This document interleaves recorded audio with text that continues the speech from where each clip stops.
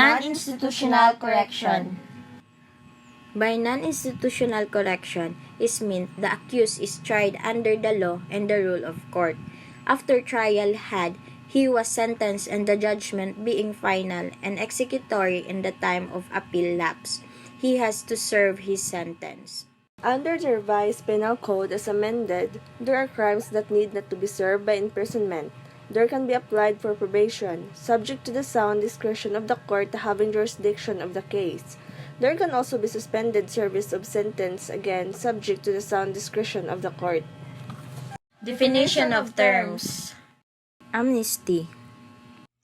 Amnesty is a general pardon extended to a group of persons, such a political offender, purposely to bring about the return of dissidents to their home and to restore peace and order in the community. And it granted to those people or persons who are subject to trial but has not been yet convicted. And one example of this amnesty is katong case ni Senador Trillanes, which stated nga na involved o ni participate sa gitawag nga Oakwood Mutiny, which means rebellion against authority. O ganing rebellions against authority kay nabilong ni sa political offenses, maong na-apply ni siya kining amnesty o na-granted si Johnny Benigno Aquino III sa year 2010, maong wa siya na sud sa jail or na priso. Conditional pardon. Conditional pardon. Conditional pardon is the pardon that only comes into effect where the certain conditions are met or terminates because condition is not fulfilled. And conditional pardon is an act by the governor to modify or end a sentence imposed by the court. The governor only grants a conditional pardon when there is a substantial evidence of extraordinary circumstances to warrant it, such as a pardon is not regarded as a substitute judgment for that of convicting court. For example, nay usa ka person nga nag-spend og 3 years kay ang iyang sentensya is 25 years. Then ang iyang nga commit nga crimes is agkatong nagrab sila sa bangko. Then nahibaw-an sa mga otoridad nga kini nga person nga ilang gikulong is dili ang mastermind. So nangitag paagi ang mga authority para ma-locate o ma-prosecute ang katong mastermind.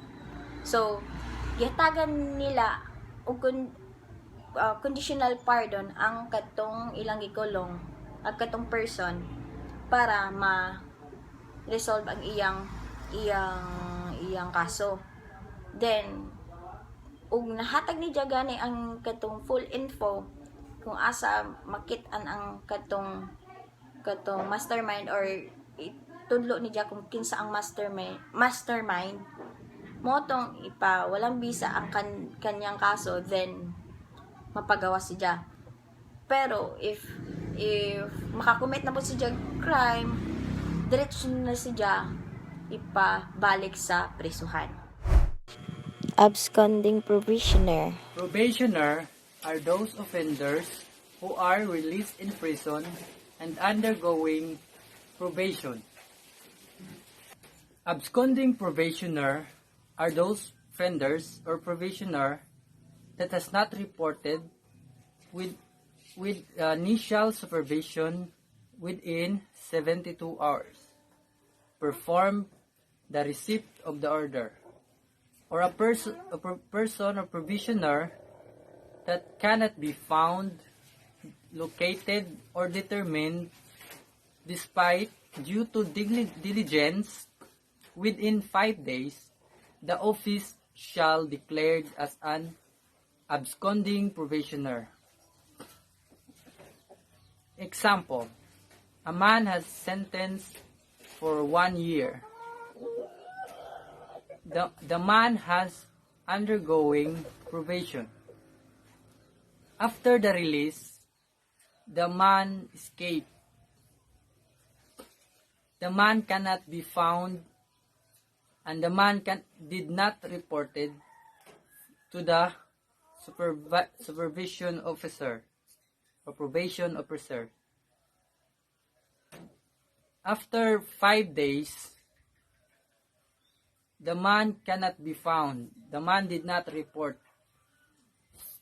So, the office or the court shall declare that the man is an absconding probationer.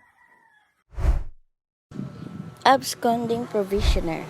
Absconding petitioner is a convicted accused whose application for probation has been given due course by the court but fails to report to the parole and probation office or cannot be located within a reasonable period of time.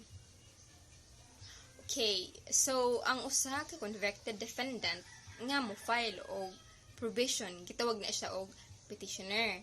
Now, kung kana siyang convicted accused nga ning apply sa korte para magrantan og probation, dili gani makakita or dili ikita og kano sa siya pangitaon sa korte or dili siya mo report sa parole and probation office, gitawag na siya og absconding petitioner. Benefit of clergy. Benefit of clergy is the privilege claimed by the church authorities for being exempted of punishment of death, which the law imposed the commission of certain crimes. By the modern status, benefit of clergy was rather substitute of a more mild punishment to the punishment of death. Benefit of clergy existed to elevate the severity of the criminal laws as applied to the clergy.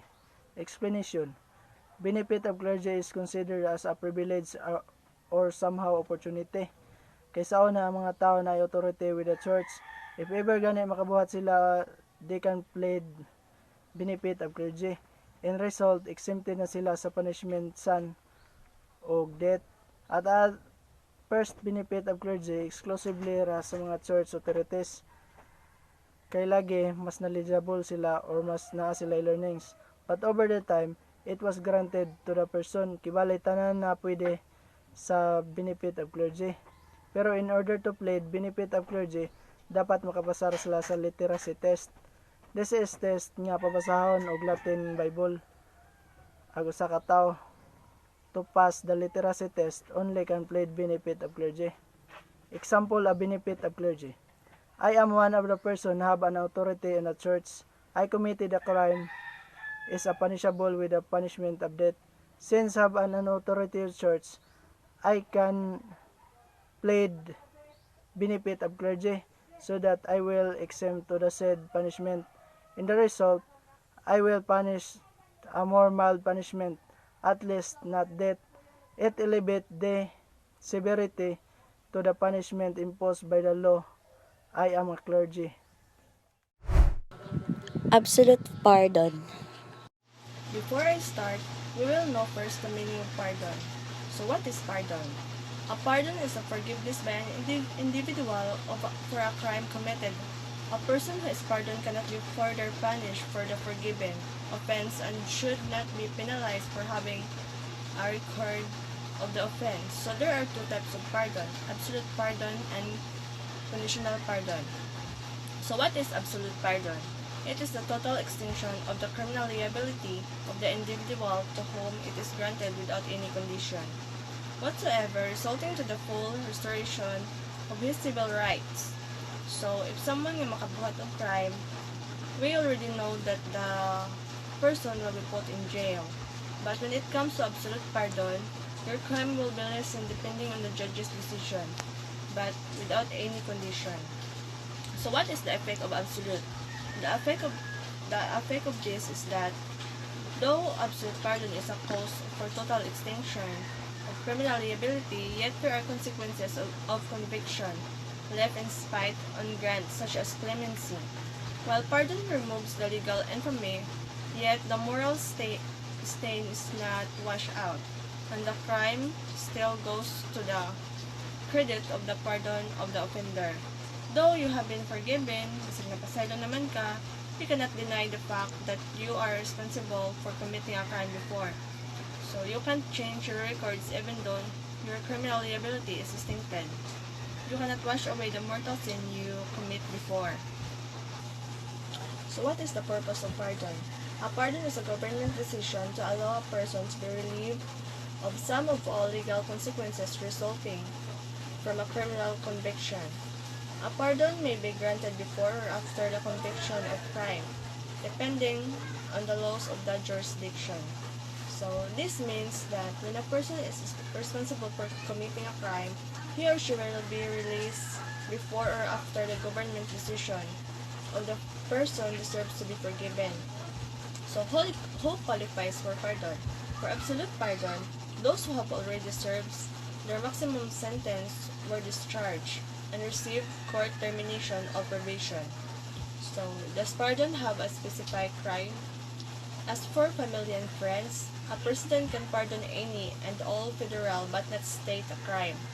There is no requirement that the offense have already resulted in a conviction or even an indictment. Broadly, the idea is that to be valid, a pardon must specifically identify the crimes or acts being pardoned. So, this absolute pardon, ang qualified rani is katong mga nakakommit og crime na nilampas na sa mga ilang system siya.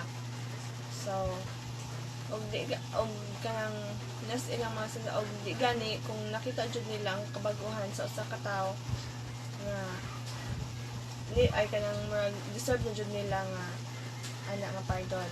But still, it depends on the government. Carpeta. Carpeta refers to the institutional record of an inmate which consists of his metimos or commitment order issued by the court after conviction, the prosecutor's information, and the decisions of the trial court and the appellate court, if any certificate of non-appeal, certificate of detention, and other pertinent documents of the case.